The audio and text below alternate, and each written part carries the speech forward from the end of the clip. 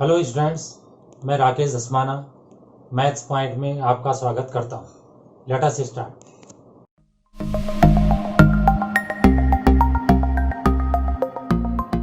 ये advance 2016 math solution के अंतर्गत एक क्वेश्चन देखिए।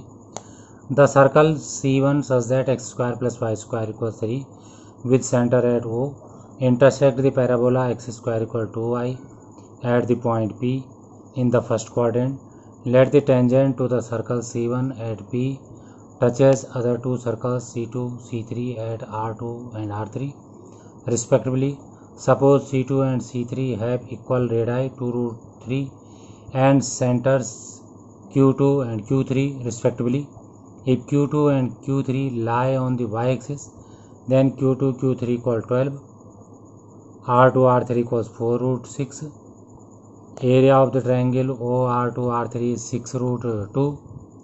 Area of triangle OQ2 Q3 is 4 root 2.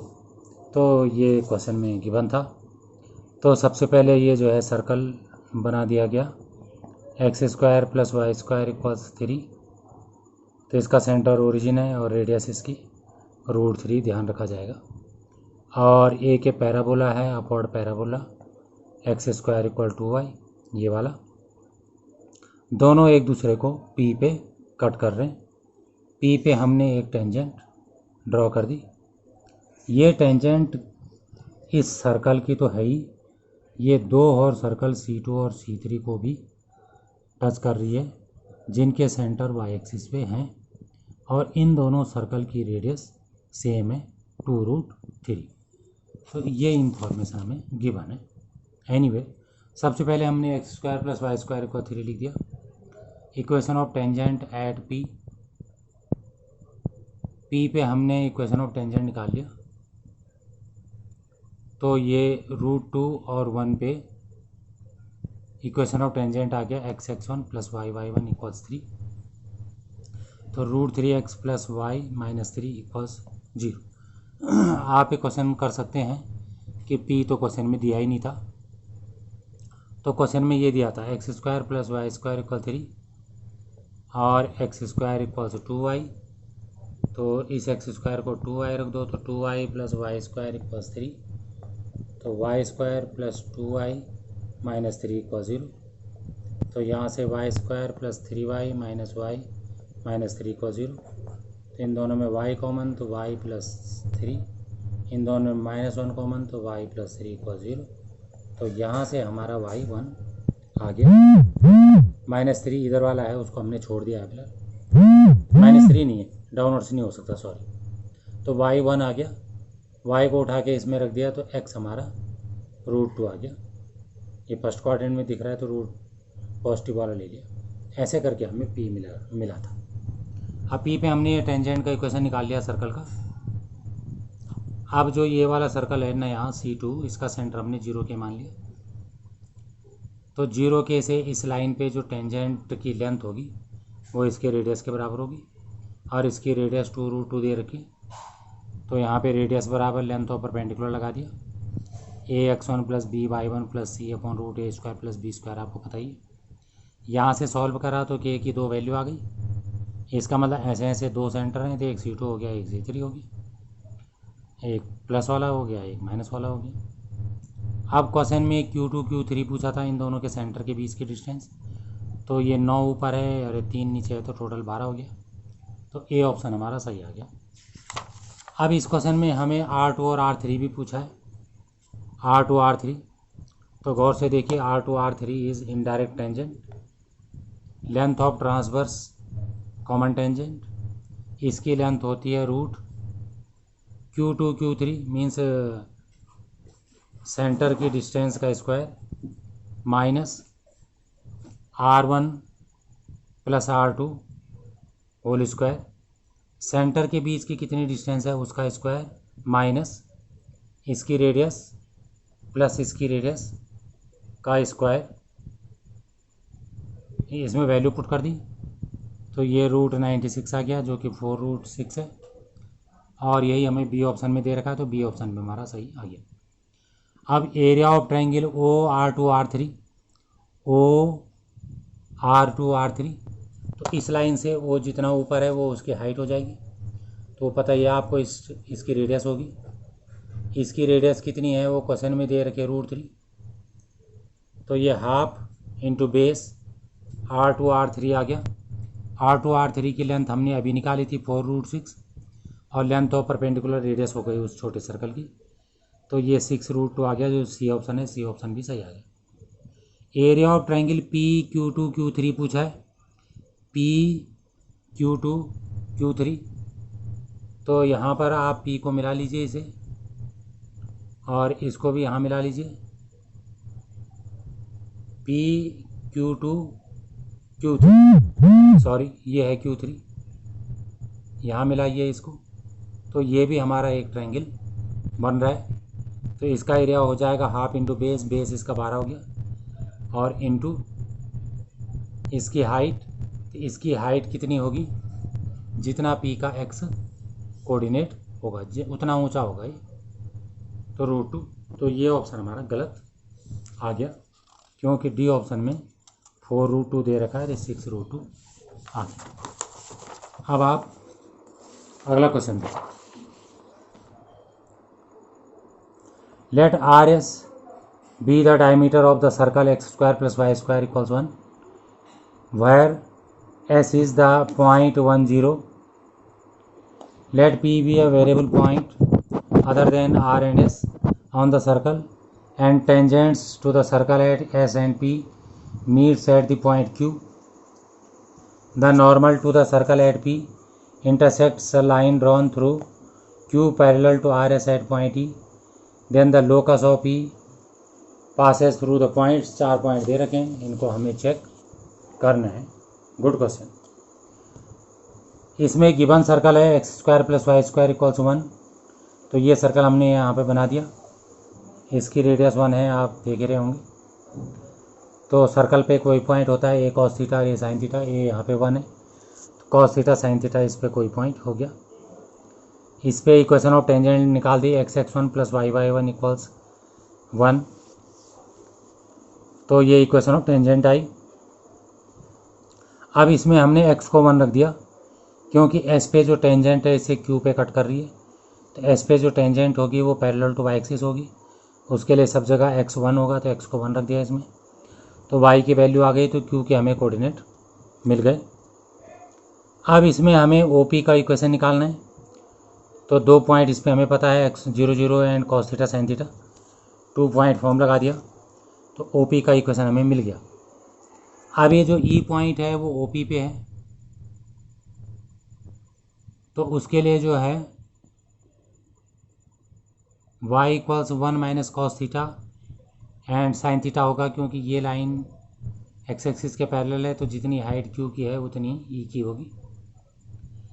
इसको उठा के हमने OP के इक्वेशन में y के बदले रख दिया और सॉल्व कर दिया, तो x की वैल्यू आ गई।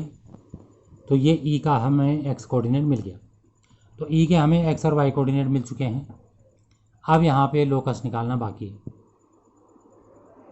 लोकस निकालने के लिए k को रख दिया 1 - cos theta / sin theta, half angle formula लगा दिया, सिंप्लीफाई कर दिया, tan θ/2 आ गया। फिर h बराबर 1 - cos theta and sin theta cos tan theta रख दिया, इसे भी हाफ एंगल फार्मूला लगा दिया। इतने की वैल्यू तो आ ही चुकी है tan θ/2, बाकी जो tan थीटा है उसे 2 tan θ/2 / 1 - tan स्क्वायर θ/2 रख दिया। जहाँ tan θ/2 है उसे k रख दिया, क्योंकि वो k के बराबर आ रखा है। लोकस आ गया यहाँ पे y² = 1 - 2x, और इसमें पॉइंट पुट कर दिए, तो B और C पॉइंट इसे सेटिस्फाई कर रहे हैं, तो वो हमारे सही आंसर हो गए। अगला क्वेश्चन देखिए। The total number of distinct x belongs to R for which x (x²) 1 + x³ 2x 4x² 1 + 8x³ 3x 9x² 1 + 27x³ = 10 is. ये डिटरमिनेंट लिख दिया, अभी मैंने 10 नहीं लिखा।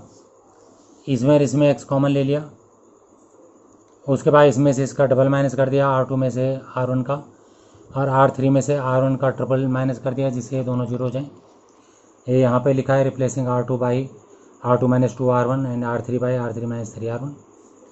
फिर फर्स्ट कॉलम से एक्सपेंड कर दिया, ये आ गया, ये 10 दे रखा था क्वेश्चन में, इसमें 2 कॉमन ले लिया, फिर 2 से 10 को काट दिया, 5 आ गया। फिर इसे एक्सपेंड कर दिया, सिंप्लीफाई कर दिया, सेम साइड कर दिया और फैक्टर कर दिए, तो एक्स क्यूब माइनस 1 आया और 5/6 आया।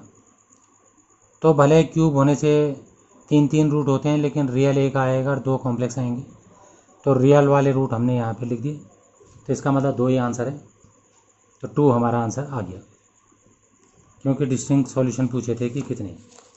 अगला क्वेश्चन देखिए, let m be the smallest positive integer such that the coefficient of x square in the expansion of 1 plus x square plus 1 plus x whole cube plus up to 1 plus x 49 power plus 1 plus mx to the power 50 is 3n plus 1 51c3 for some positive integer n, then value of n is। Good question. तो इसमें जो left hand side में दे रखा था वो हमने लिख दिया 1 plus x whole square plus 1 plus x whole cube, 1 plus x to the power 49 और 1 plus m x to the power 50 तक लिख दिया। उसके बाद कोफिशिएंट ऑफ एक्स स्क्वायर निकाल दिया, तो इसमें C2C होगा, इसमें 3C2 होगा, डैश डैश इसमें 49C2 होगा और इसमें 50C2 होगा, लेकिन उसके साथ एम स्क्वायर भी आएगा। अब ये जो एक्स स्क्वायर का कोफिशिएंट है वो इसके बराबर 3n प्लस 1 और 51c3 के इक्वल दे रखा है क्वेश्चन में, वो रख दिया। अब C2 1 आता है तो C3 1 आता है, वो लिख दिया, बाकी सब जगह सेम है। अब क्या होता है कि NCR और प्लस NCR माइनस 1, जब ये ऊपर वाले सेम होते हैं, नीचे एक का अंतर होता है, तो ऊपर एक बढ़ जाता है, नीचे बड़ा वाला आ जाता है, तो वो इन दोनों पे लगा दिया। 3 सेम है तो 4 हो जाएगा और 3 या 2 में से 3 आ जाएगा। फिर ये जो आया उसको 4 वाले के साथ करेंगे, इस तरीके से लगे रहेंगे। तो लास्ट में 49 के साथ 49C2 आएगा, 3 आएगा, तो 49 का 50 हो जाएगा, 3 या 2 में से 3 हो जाएगा, और ये दोनों में से लिख दिए। अब ये वाला वही लिख दिया और एम स्क्वायर को एम स्क्वायर माइनस 1 लिख दिया, तो जो एक है वो अलग कर दिया और यहाँ पे -1 में एक इसके साथ हो गया, क्योंकि ये इसके साथ मल्टीप्लाई होगा, और राइट हैंड साइड में भी ब्रैकेट ओपन कर दिया। अब इन दोनों में ऊपर सेम है, नीचे एक का अंतर है, तो ऊपर 51 हो जाएगा, नीचे 3 हो जाएगा, ये वाला ये लिख दिया। और यहाँ पर ये 3 से 3 कट गया, तो 51n और 50C2 हो गया, तो यहाँ से एम स्क्वायर माइनस 1 जो है 51n आ गया, क्योंकि जो ये वाला है ये इसे काट गया ये, और बाकी इन दोनों को कंपेयर कर दिया, ये जो पीछे था वो यहाँ पे लिखा है, तो यहाँ से एम स्क्वायर की वैल्यू 51n प्लस 1 रखा। अब क्वेश्चन में जो है हमें मिनिमम वैल्यू निकालनी है जिससे एम स्क्वायर आ जाए, मतलब होल स्क्वायर आ जाए। तो इसमें अगर n को 1 रखते हैं तो ये 51 और 1 52 हो रहा है, जो कि होल स्क्वायर नहीं है। फिर n को 2 रखेंगे, 3 रखेंगे, 4 रखेंगे, 5 रखेंगे, 5 रख के 256 आएगा, जो कि होल स्क्वायर है, तो इसलिए n की वैल्यू मिनिमम 5 होगी। अगला क्वेश्चन देखिए,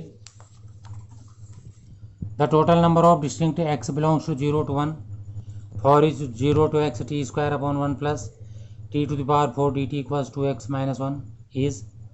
इस पूरे को लेफ्ट में कर दिया, उसे एफ एक्स मान लिया। ये भी x का ही फंक्शन है क्योंकि लिमिट x में है।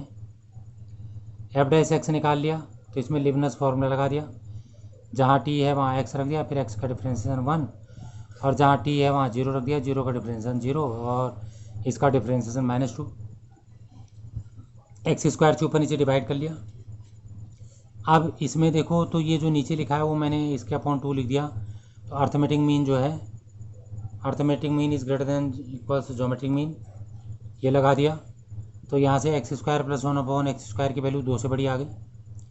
उल्टा करेंगे तो हाफ से छोटा आ जाएगा ये, इसका मतलब हाफ से छोटा है तो ये नेगेटिव हो गया, नेगेटिव है तो ये डिक्रीजिंग हो गया, क्योंकि डिफरेंशिएशन नेगेटिव है, डिक्रीजिंग है और हमें 0 से 1 पे निकालना है, तो इसका मतलब सबसे छोटा 1 पे होगा। F1 निकाल दिया, F1 जो है हमारा नेगेटिव आ गया, कैसे पता चला नेगेटिव आ गया? क्योंकि इसकी वैल्यू पे यहाँ पे हमने डिस्कस करा था कि ये 0 और हाफ के बीच होगा, अभी बात हुई थी ऊपर। लिमिट लेने पे हाफ से छोटा होगा, ये हाफ से छोटा, ये -1 यहाँ पे पहले से है। F1 निकाल दिया, यहाँ पे x को 1 रख दिया, तो ये नेगेटिव आ गया। इसका मतलब 1 पे तो क्या है, ये नेगेटिव है, 1 यहाँ कहीं है।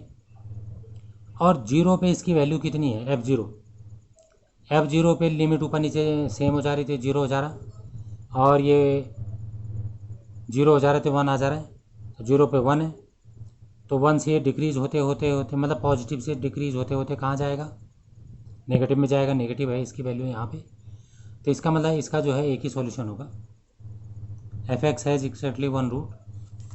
अगला question, let alpha beta belongs to R be such that limit x tends to 0 x square sine beta x upon alpha x minus sine x equals 1, then 6 times of alpha plus beta equals. Question लिख दिया, ऊपर नीचे sign x का expansion कर दिया, sine theta होता है theta minus theta cube by factorial 3 plus theta two the power 5 upon factorial 5। ये ऊपर नीचे साइन बीटा x और साइन x का एक्सपेंशन कर दिया। ऊपर जो है x कॉमन ले लिया तो x क्यूब हो गया बाहर, नीचे जो है x को एक साथ कर दिया, बाकी x क्यूब x पावर 5 अलग अलग हो गए। अब ऊपर नीचे x से डिवाइड कर लिया तो ऊपर x स्क्वायर बचा, नीचे इसमें x नहीं है। अब इसको 1 आंसर लाना है, 1 आंसर तभी आएगा जब ये वाला 0 हो जाएगा, क्योंकि जब इसे 0 करेंगे तभी ऊपर का x स्क्वायर कटेगा, x स्क्वायर कटेगा नहीं तो 0 आने के चांसेस हैं। तो इसलिए 0 ना आया, आंसर 1 आया, इसलिए इसको 0 करना पड़ेगा। इसको 0 कर दिया तो अल्फा 1 आ गया, पर क्या अकेला इसको 0 करने से आंसर आ जाएगा? नहीं, क्योंकि x स्क्वायर काटने पड़ेंगे, तो x स्क्वायर से x स्क्वायर काट देंगे। फिर जो बाकी बचा उसमें x को 0 रखने के बाद उसकी वैल्यू 1 आनी चाहिए, तो बीटा अपॉन 1/3 फैक्टोरियल 1 आ गया, तो इससे बीटा 1/6 आ गया। अब 6 times of alpha plus beta निकालना है, तो उसमें वैल्यू रख दी, तो 7 आंसर आ गया। अगला क्वेश्चन देखिए, z जो है -1 प्लस √3i/2 है, where i equals √-1 and R S belongs to 1 2 3। p equals एक मैट्रिक्स है, -z to the power r, z to the power 2s, z to the power 2s, z to the power r, and I be the identity matrix of order 2, then the total number of ordered pairs Rs for which p square equals to -i is। Good question. सबसे पहले p लिख दिया, p square निकालना है question में, इसको 2 bar into कर दिया, वही फर्स्ट रो का फर्स्ट कॉलम से इस तरीके से जो मल्टीप्लाई होता है वो कर दिया, और ये -i के इक्वल है तो इसको यहाँ इक्वल में रख दिया। उसके बाद कंपेयरिंग करस्पॉन्डिंग टर्म्स कर दिया, तो ये जो पहला वाला है वो -1 के बराबर होगा, और ये जो दूसरा वाला है वो 0 के बराबर होगा, उसमें कॉमन भी ले लिया, ओमेगा की पावर r+2s कॉमन ले लिया दोनों में। और यहाँ से जो है ये ओमेगा की पावर 4s जो है 1 माइनस ओमेगा स्क्वायर कब होगा?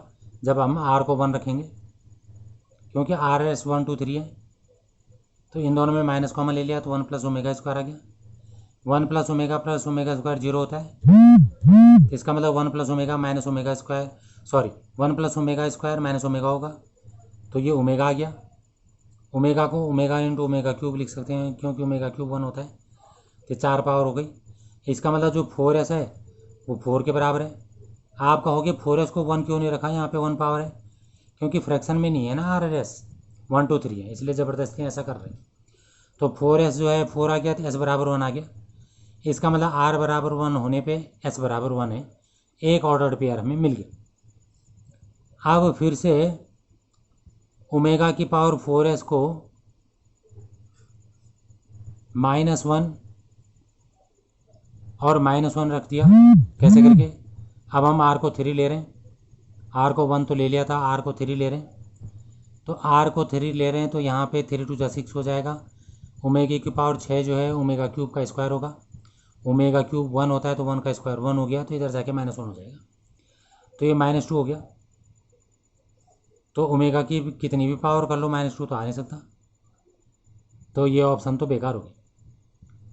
अब आप कहोगे कि आर को 2 क्यों नहीं रखा, आर को आप 2 रख लीजिए, तो 2 2 जब 4 हो जाएगा, तो यहाँ पे ओमेगा की पावर 4 आ जाएगा, तो वही आएगा जो हमने यहाँ पे करा था, वैसे ही आएगा वो फिर से। तो कुल मिला के हमें एक ही आंसर मिला, 1 1। थैंक्स। अगर आपको वीडियो पसंद आई हो तो इसे लाइक करें, शेयर करें, सब्सक्राइब करें और लेटेस्ट वीडियो जानने के लिए बेल आइकन को प्रेस करें। और अगर आपका कोई डाउट हो तो फीडबैक में मुझे शेयर करें। थैंक्स।